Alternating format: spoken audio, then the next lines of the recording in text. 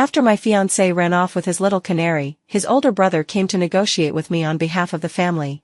I was just about to call off the engagement when a row of bullet comments suddenly popped up in front of my eyes. Baby sis, don't call off the engagement. Look at your eldest brother-in-law, he's liked you for years. He even put on a shirt garter just to see you today. It's cinched so tight. This is the scene where the villainess uses the threat of breaking off the engagement, which makes the male lead get dragged back by his family to marry her. From then on he hates the villainess, and in the end he destroys her family completely, leaving them ruined. The villainess is so foolish. The villain might look like an iceberg, but in truth he's secretly addicted to you. Every night he can, just by looking at your photo. A textbook Yandra loyal dog.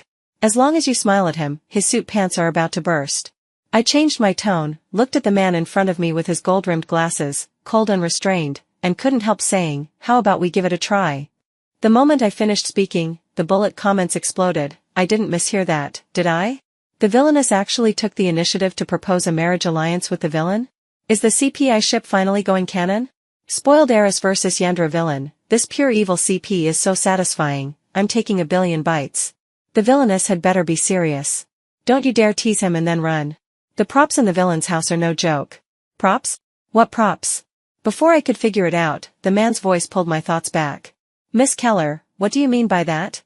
David Fisher's thin lips parted slightly as he looked at me expressionlessly, which made me wonder if the bullet comments were lying to me. After all, from the past to now, David has never shown even the slightest interest in me. Otherwise I wouldn't have chosen Noah Fisher before. That's right, I didn't choose Noah as my marriage partner because I liked him. It was because he looked easier to handle. Unlike David, who's cold to everyone, flawless on the surface, and impossible to read in private. I'm afraid that if he sold me, I'd still be the one helping him count the money. When our gazes met, David calmly looked away. He picked up his coffee and took a sip, the Adam's apple in his throat rolling slightly. Bullet comments, the villain is totally acting. His heart is practically pounding out of his chest. A man who usually buttons his shirt all the way to the top has undone it down to the third button today, all because the villainess once said she liked good bodies. Villainess, stop staring at him. If you keep looking, he's really going to lose it. That last line made me take a few more looks at David. I only then realized that he really was a little different today. The black shirt he wore was a size smaller than usual, outlining his firm muscles and narrow waist. The 3 undone buttons revealed a tantalizing hint of his solid chest, rising and falling with every breath. How had I never noticed David was this well-built before? Suddenly David shifted his posture, crossing one leg over the other and resting his hand on his thigh. I glanced at the slight bulge along the edge of his suit trousers and curled my lips. Sure enough, he was wearing a shirt garter. His gaze darkened, his voice turning a little hoarse. What is Miss Keller looking at? I couldn't help wanting to tease him. I'm looking at you, Mr. Fisher. You seem to be in pretty good shape. Do you have an 8-pack? Can I touch it? In the next second, David's pupils contracted. His hands clenched subconsciously, veins standing out sharply on the backs of them. Bullet comments, villainous, stop teasing him. If you keep going, the villain is going to explode. Thank goodness the villain is quick-witted and used his leg to cover it up. Otherwise he'd be embarrassing himself right now. They're not even together yet and it's already this sweet. I'm really afraid the villain will lose control and just do the villainous right here and now. So that's why Miss Keller wants to give it a try with me? David asked. I shrugged carelessly. We're going to form a marriage alliance anyway. It's the same no matter who I pick. What matters most is a strong union. It benefits both of us, doesn't it? When he heard that, his expression darkened. Marriage is not a game, Miss Keller. You'd better think it over carefully. I'm in no hurry. You can give me your answer in a few days. With that, David stood up and left. Bullet comments, boo-hoo, the villain is so pure-hearted. Even though he's madly in love with the villainess, he still wants her to marry the one she truly likes. Speaking of which, why is the villain walking away so fast?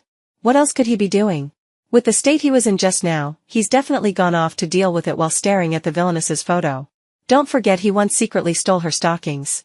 Alright, there's a bit of pure love, but not that much. In the car, I had already figured out that this world was originally a kept canary pampered wife novel. Noah and his canary Elizabeth are the male and female leads. And David and I are the early dead vicious villainess and the villain. In the original story, even though I brought up breaking off the engagement this time, I still ended up marrying Noah. Because I was jealous of Elizabeth, I kept scheming against her, spreading rumors that she was a homewrecker. In the end Elizabeth couldn't take it anymore, ran off overseas with a baby in her belly. Noah couldn't find her and took out all his hatred on me, imprisoning me until I died. And David, Noah's half-brother, became the biggest villain in the book in order to avenge me, fighting the male and female leads to the bitter end. When I saw that, I couldn't help but laugh. This really was the old-school tyrant CEO formula. Every male lead is basically a walking crime scene. Although I don't believe I would really end up like that, to stop the plot from pushing me along, I still called the company's PR department. I had them issue an official statement announcing that Noah and I were breaking off the engagement, leaving no room for things to turn around. When I got back to the office and had just sat down, my phone buzzed with a new message. It was a video from an unknown number. In the video, Noah sat on a club sofa, idly twining a lock of Elizabeth's hair between his fingers. Someone asked, "Brother Noah, your fiancé just released a statement calling off the engagement. Are you sure you're not going back to put out the fire?" Noah let out a short, derisive laugh, his tone full of smug certainty. "You all really think she'll break off the engagement? It's just a trick to force me to go back. She was so desperate to become my fiancé before, wasn't it because she liked me? This is just her way of making me go back and coax her. I just won't go back. She'll definitely come crawling back later, begging me to marry her." As soon as he finished, Noah's buddies all started praising him. "Not a surprise, your brother Noah, even the Keller family's eldest young lady has become your simp." Elizabeth's eyes reddened. "It's all my fault. I ran out on my own and made Sister Nancy Keller copy me like this. Brother Noah, you should go back. Don't come see me anymore. We were never meant to be together." As she spoke, she tried to push Noah away, but he only held her tighter. "I'm here. What are you afraid of? She's just a cheap imitation. We'll have our fun for a few more days before going back. We'll teach her a lesson so she won't dare bully you again." When he finished, Noah lowered his head and pressed his lips to Elizabeth's, surrounded by the whistles of his buddies. The video cut off abruptly. I burst out laughing. No wonder they're the male and female leads. While I'm here worrying about how to minimize the fallout from the broken engagement, they're off starring in their own little drama. They've clearly had too many pregnancy protection shots. There's nothing in their world except love. Right then, the bullet comments were rolling by again. Am I the only one who finds the male and female leads disgusting? The female lead knows perfectly well the male lead has a fiancé, and she still clings to him. If that's not being a homewrecker, what is? Same here. She feels so fake sweet. I really can't stand these pampered wife heroines. If you're not the one being loved, you're the homewrecker. The male lead truly loves the heroine. The one who should back off is the villainess. Can you people get some morals? And it's not like the heroine wants this. Every time it's the male lead who forces himself on her. She has no choice but to give in. If we call it forced, I've never really seen the heroine resist. Every time she gives him a half-hearted push and then ends up in bed with him. Anyone would think she's flirting.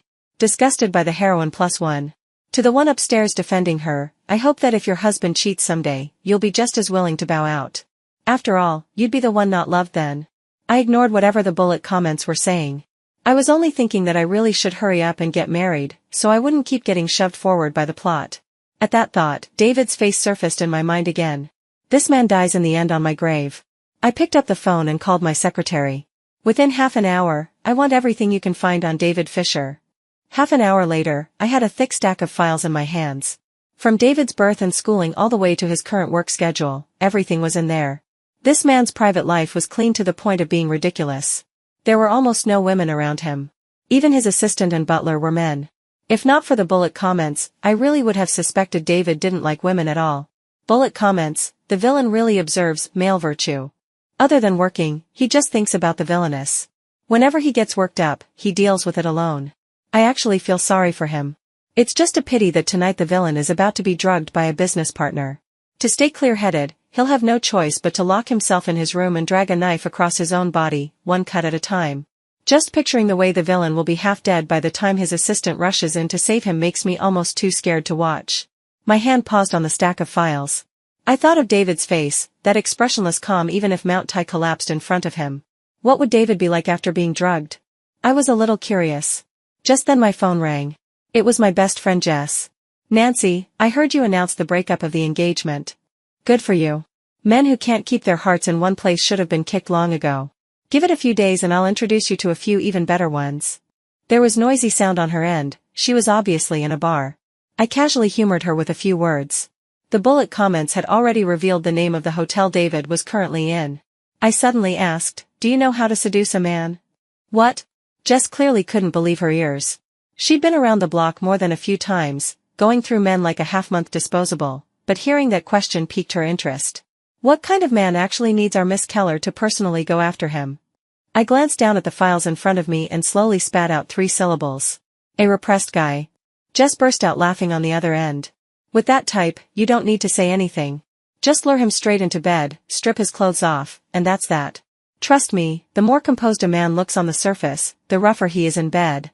And so, armed with Jess's advice, I arrived outside the hotel. I hadn't even reached the private room when I saw David being half-dragged out by the female secretary of our business partner, dead drunk. The woman was wearing a deep V blouse and a tight pencil skirt, clearly well prepared. David frowned and pushed her away, but as she moved to cling to him again, I stepped in first and caught hold of him. His face was flushed. When he saw me, the tension in his brows eased. Nancy, is that you? Bullet comments, oh ho, this morning it was all Miss Keller, and now that he's drunk he's calling her Nancy, just like that. The villain really is a repressed guy. Did I see that right? Why is the villainess here?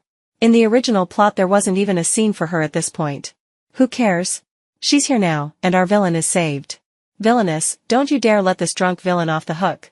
Listen to your best friend, strip him down and bully him hard. We'd love to watch. I gave the female secretary a pleasant smile. I'm David's girlfriend. Just leave him to me. She still didn't want to back down, but one look at the bodyguard standing beside me, and she could only grit her teeth and walk away, clearly unwilling. I had no idea where David lived, so I could only book him a room at the front desk. They needed his ID, and no matter how many times I asked David, he wouldn't respond. I had no choice but to slide my hand into his trouser pocket and search for it myself. It took quite a while before I finally found it. His body felt even hotter now, his breath fanning across my face. It was an effort just to haul him onto the hotel bed. I was just about to loosen his tie when my wrist was suddenly caught. Don't touch. David's voice was hoarse, his eyes tight with self-control. He seemed to have sobered up a little as he pushed himself upright. Thank you for helping me just now, Miss Keller. I'm fine here. You can go back. Watching him pant for breath, like his last thread of reason could snap at any moment, I couldn't help curling my lips. From the moment I read those files, I'd already decided David would be my future fiancé. If I'd wanted to walk away clean, I would have sent him straight to the hospital just now, not the hotel room. With that in mind, I swung a leg over and settled onto David's lap. I felt his breath hitch. David, isn't it exhausting, holding back like this all the time? My hand slid up to his throat, fingertips resting on his ceaselessly moving Adam's apple. David's pupils constricted, a low sound escaping his throat despite himself, though he still tried to keep up the act. I don't understand what you mean, Miss Keller. Please don't. Before he could finish, I hooked an arm around his neck and kissed him. While he was still stunned, my hand slipped under the hem of his shirt, finally landing on the abs I'd been dying to touch. 8 solid blocks, perfect. I was just about to continue my exploration when my hand was suddenly seized. Instead of pulling it away, he pressed it firmly against his stomach, breathing hard. I leaned in close to his ear. Stockings, photos, none of that compares to having the real me, does it? The moment the words left my mouth, David's whole body shuddered. It was like all his defenses collapsed in an instant. In the next second, David tore off his gold-rimmed glasses. His warm hand clamped down on the back of my neck and he kissed me hard, deeper and fiercer than I had kissed him, conquering every inch, as if he wanted to crush me into his body. By the time I finally came up for air, there wasn't a trace of shame in his eyes at having his dirty little secrets exposed. Instead, there was a gleam of joy, relief at no longer having to pretend. A true Yandra indeed. Nancy, you're the one who came after me this time. Later, even if you beg for mercy, I won't stop. Bullet comments, groundhog shriek. Ah, I did not expect the villainess and the villain's first time to be initiated by the villainess. Big sis is so dominant, I'm in love, I want her to slap me too. Who understands the sheer value of a ship that grows a mouth of its own? Their progress is insane, I hadn't even processed it and they're already speeding down the highway. The veins on the villain's hands are about to burst. Just imagining what the villainess is going to go through later makes my tears spill out from the corner of my mouth. Just keep going, don't stop. I've got plenty of data, I can watch for 2 hours straight, no problem. In a dizzy whirl, David flipped me beneath him. At some point he'd already torn his shirt open, baring his chest, his abs, and that perfect V-line. I couldn't help swallowing hard. David's lips trailed from the bridge of my nose, to my mouth, down along my neck. I suddenly thought of something and pushed him lightly. Wait. Facing his aggrieved, impatient gaze, I felt a little embarrassed. I haven't taken a shower yet. At that, David laughed and scooped me up in his arms, his voice especially seductive. That's fine. We can go together. Nancy, I can't wait anymore. I definitely won't let you go tonight. No sooner had he finished speaking than the bathroom door slammed shut. Bullet comments, HM? What's going on? Why are you shutting me out too? Open the door, I haven't gone in yet. I knew they wouldn't let us see everything, but at least we can still hear it. I should be grateful. Help, the villain's voice is so intoxicating it's making my scalp tingle. Boo-hoo, even if we can't see, the villain and villainess had better go at it hard where I can't watch. You're not allowed to stop before dawn, I'll bless you both. In the haze, I realized for the first time just how long a man's fingers could be. The calluses on his hands caught me off guard again and again, sending shivers rippling through me. Fortunately, David had an excellent sense of service. No matter how desperate he was, he always put my feelings first, until he realized later that I was saying no but meaning yes, and then he stopped holding back. By my ear was his nearly hoarse whisper. Nancy, be good. Open your eyes. You look beautiful in the mirror. The next morning, I woke up from sheer lack of air. When I opened my eyes, I realized my face was buried in his solid chest. David's big hand was wrapped around my waist, holding me tightly against him. I'd been worked over so thoroughly last night that I didn't have an ounce of strength left. I could only wiggle a little, trying to wriggle out of his arms, but the moment I managed to pull away even a little, he dragged me right back in. David opened his eyes and looked at me in a daze. Annoyed, I slapped his chest. What? Don't recognize me? Don't tell me you've forgotten what happened yesterday. Only then did his gaze finally focus. He hugged me even tighter, burying his face in the crook of my neck and rubbing against it. No, I was just afraid everything from yesterday was another dream. I picked up on the hint immediately. So you have dreams like that a lot? David didn't answer, but his ears flushed again, filling with color. I truly didn't understand how a man could be both this pure and this sinful at the same time. I took the opportunity to bite down hard on his shoulder. Does it hurt? I asked deliberately. Now you know you're not dreaming, right? I'd expected at least a resentful glare in return, but instead David only brushed a few gentle kisses against my lips. Nancy, aren't you tired from biting? If not, the other side wants a bite too. Use as much strength as you like. So I sank my teeth into his other shoulder as well, even harder than before. He held me tight, letting out a muffled groan.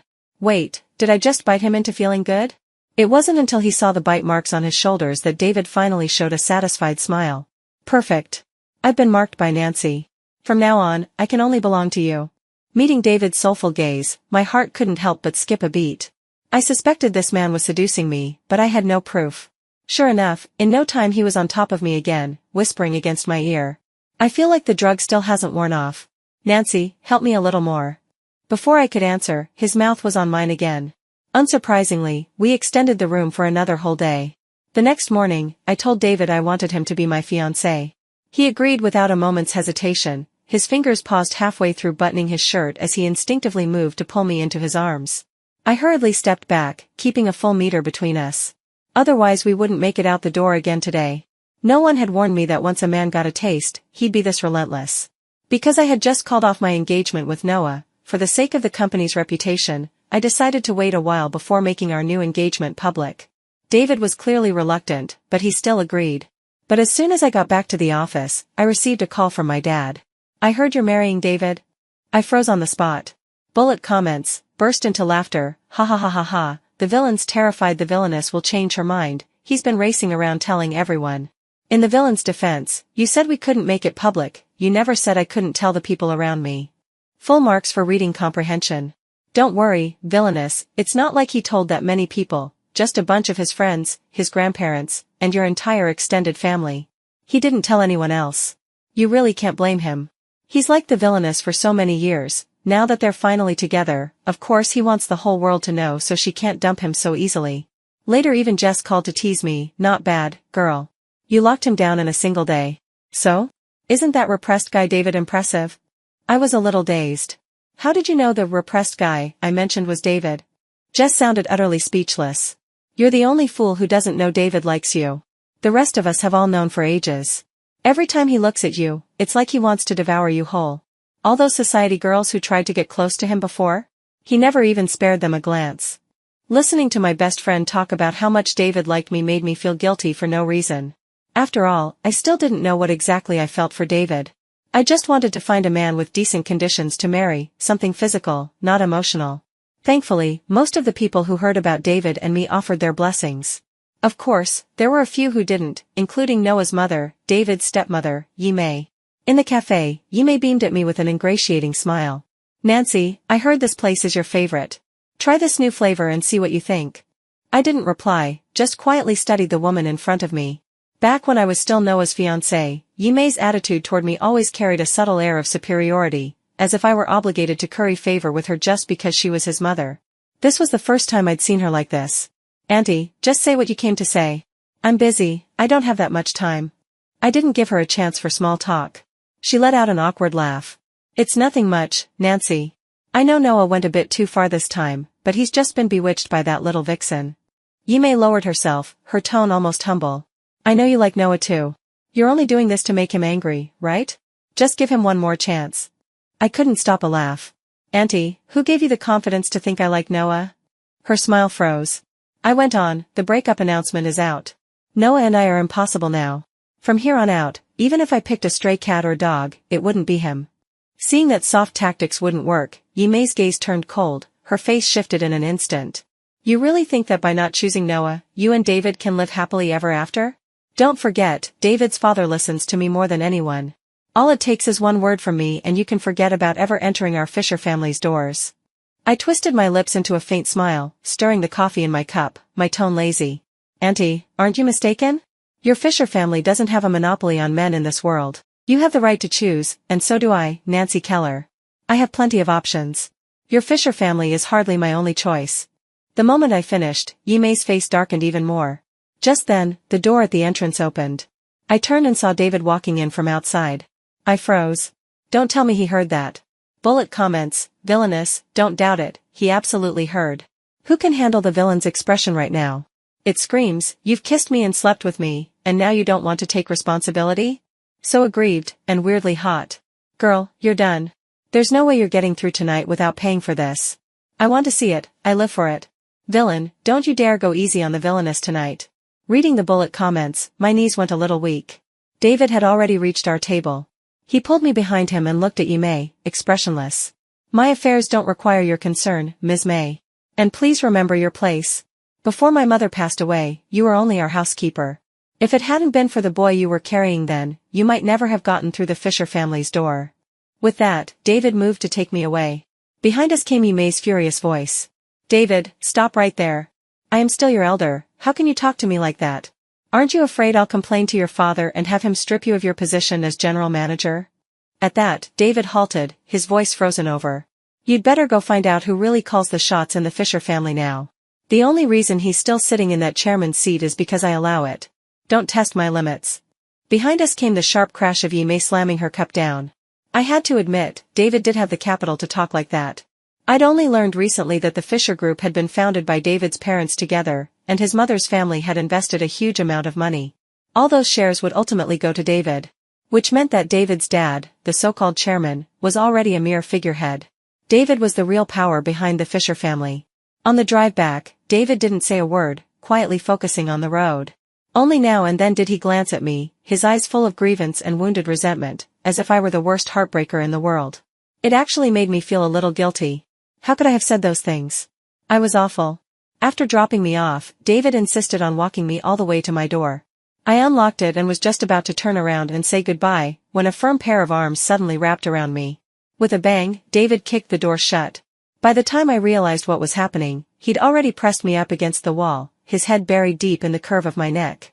A moment later, I felt a damp warmth against my skin. I couldn't quite believe it. "David, are you crying?" Bullet comments, "Help, who understands this feeling? Men's tears are women's aphrodisiac." First time seeing my favorite character cry and my first reaction isn't heartbreak, it's excitement. "Villainous, don't you dare spare this crying villain, bully him hard. Damn girl, you're eating so well. When are you letting me guest star for a couple of episodes?" David's choked voice brushed my ear. "Nancy, please, please don't leave me. Without you, I can't go on." His words made my heart ache for no reason. Just how much did this man like me? I cupped his face and saw that the corners of his eyes were already red. He didn't seem to care about showing such a sorry sight, he only looked up at me, pitiful and pleading. "Does Nancy hate me?" I shook my head at once. "Of course I don't." No sooner had the words left my mouth than David leaned in and kissed me, tongue teasing, the kiss deep and lingering. "I know Nancy doesn't really love me yet," he murmured, "but please, just give me a little more time. I'll definitely make you fall in love with me." As he spoke, he caught my earlobe between his lips, sending shivers down my spine. Bullet comments, "Wait, why does it feel like the villainess and the villain grabbed the wrong script? No mistake at all, this woman top, man bottom dynamic is delicious. Villainess, just say yes already. Look at how cheap the villain's acting. How is this any different from a top courtesan in old times seducing a client? In a daze, I think I nodded. David's lips curled in satisfaction. Good girl, Nancy. I'll make you feel good. With that, his head slowly began to move lower. When he reached a certain spot, I suddenly grabbed his hair. David. Everything else was swallowed by the tide, drowned beneath wave after wave. All I could do was cling desperately to David's shoulders. Even when it was all over, I still didn't really understand how things had escalated to that point. In the days that followed, David simply moved into my place. The nice-sounding excuse was that I'd promised to give him time to make me fall in love with him, so naturally he couldn't waste even a single second. Every time I couldn't take it anymore and tried to kick him out, David would look at me with those pitiful eyes. So Nancy saying she didn't hate me before was a lie after all. Then he'd give a bitter little laugh. I knew it. I was never someone who deserved to be loved. Who would have thought that the same President Fisher who was so decisive and ruthless in the business world could be this scheming in private? And of course, I just happened to fall for it every time. I could only feel sorry for him, coax him, and in the end, let him eat me clean. Beauty really does ruin people. Gradually, I started to look forward to it.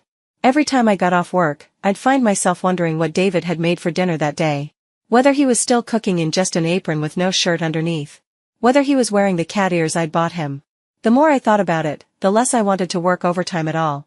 I'd clock out right on time and head straight home. Bullet comments, sis, you're doomed.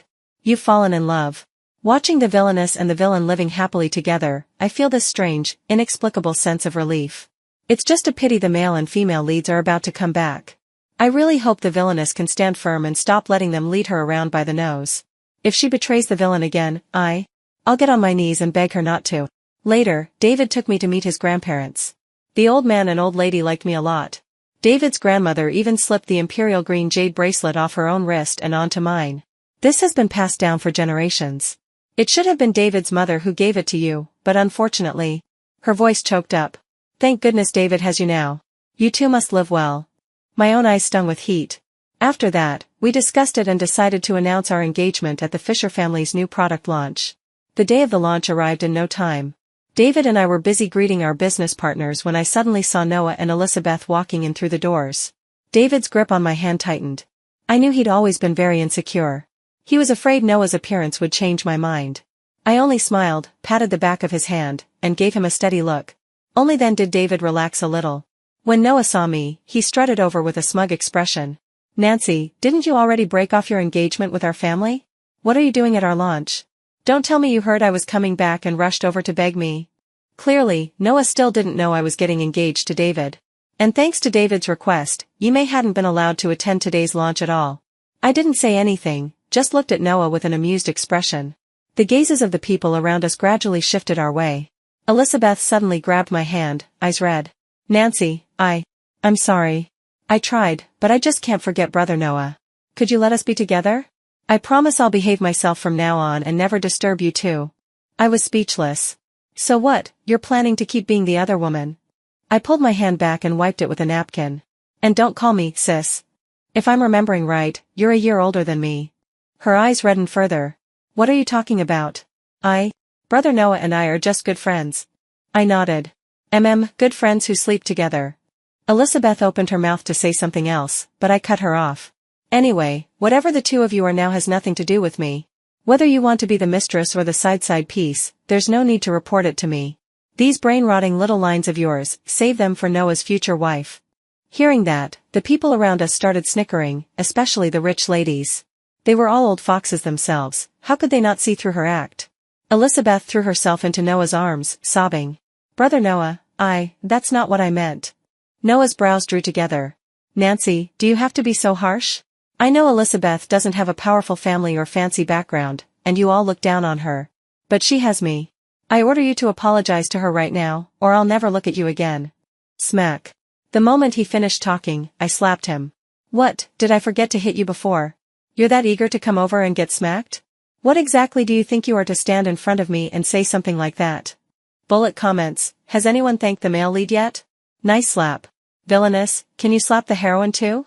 I've been sick of this crazy pair of clown royals for ages. They really think they're the center of the universe and everyone revolves around them? Big sis is amazing. I want her to hit me too. Noah, furious, raised his hand, but David caught his wrist in one swift move. Noah had always been a little afraid of this big brother. His tone instantly lost its edge. Bro, this is between me and my fiancé. Stay out of it. It's my fiancé now, David said flatly. What? Noah thought he'd misheard. Just then, the host came over to tell us it was time to go on stage to announce the engagement. Noah didn't catch that part clearly, all he heard was engagement, and assumed they meant me and him. He put on that arrogant face again. Nancy, if you don't apologize to Elizabeth, don't even think about me going on stage to announce our engagement with you. I only smiled. Under Noah's gaze, I took David's arm and walked up onto the stage. When the announcement of my engagement to David rang out, Noah's face turned chalk white. Then David's grandfather stepped onto the stage to declare that they had transferred all their shares into their grandson's name. From now on, the Fisher family would be completely under David's control. Hearing that, Noah stumbled back a few steps in disbelief. He turned to look at David's dad, only to see helpless resignation on his face. Shaking his head, Noah tried to charge the stage, but the bodyguards blocked him. All he could do was shout in impotent rage, "No, that's impossible. Nancy, didn't you like me the most? How could you get engaged to my brother? Did he force you?" "Yeah, that's it, he must have forced you. Tell me and I'll save you." I looked at him, utterly done. Noah, is your head completely full of water? With a fiancé as outstanding as mine, what makes you think I'd ever still want you? Do us all a favor and go look in a mirror. Just seeing you makes me sick. Noah stared at me in utter despair. No, that's not right. It can't be. They said I'm the male lead, you're only supposed to love me. This can't be real. David's fingers moved in the slightest gesture, and the bodyguards promptly tossed Noah and Elizabeth out. Finally free of those two eyesores, I felt my whole body relax. I smacked a loud kiss onto David's cheek. Right there under everyone's gaze, I watched David's ears turn red again. I was starting to really enjoy teasing this man in front of me. Later, on the hotel balcony, I was leaning against the railing, enjoying the breeze, when a big hand suddenly wrapped around me from behind. I caught the faint scent of cedarwood clinging to him. David rested his head on my shoulder, nuzzling lightly. I reached back to stroke his hair, and he obligingly lowered his head a little so it would be easier for me. Feeling better now? I asked. I've told you all along, I don't like Noah. David's voice was muffled. Nancy, when it comes to you, I'll always feel a sense of crisis. But that's not because I don't trust you. It's the standard I set for myself. Only if I'm good enough do I deserve to keep you by my side. This man, how was he so good with words? Seeing that none of the guests nearby were looking our way, I couldn't resist turning around, grabbing his tie, and crashing my lips against his. I didn't stop at a light taste either, I kissed him like a conquest, stealing every bit of air from his lungs. A muffled sound escaped his throat as his breathing went ragged. Nancy, don't tease me. I won't be able to hold back. I wrapped my arms around his neck. Who told you to hold back? We've already done everything that needs doing. The rest of the event can be left to the staff. At that, something in his eyes snapped, like a beast finally ripping off its mask. In the next second, my feet left the ground as David swept me up into his arms and carried me off toward the parking garage. For the entire second half of the launch, no one saw President Fisher or his wife again. After the launch, David completely tore off all pretenses with the Fisher family. In the end, he obtained the vast majority of the Fisher family's assets. After all, without David's mother, David's dad was just a farm boy who'd made it to college. As for Yimei and Noah, they only got a very small share. Eventually, Noah did marry Elizabeth. In theory, the male and female leads getting married should mean happily ever after. But from what I heard, they argued constantly. Noah burned through money like water, and Elizabeth kept secretly sending money back to her family. Later, Noah gambled away what they had left and started beating her, so badly he even caused her to lose the baby she was carrying. Elizabeth wanted a divorce, but Noah refused, and the two of them are still tangled up with each other to this day. As for David and me, in October of the following year, we held a grand wedding. Nancy, I finally get to be your husband, David said, his voice brimming with joy. I leaned in close to his ear and whispered, Honey, have I ever told you that I'm very, very in love with you now? At those words, I thought I saw tears glimmer at the corners of his eyes. He lifted me up and spun me around several times, like a victorious general returning from battle. In the future, we might still face many hardships. But with the one we love by our side, every storm we weather will simply become another witness to our love.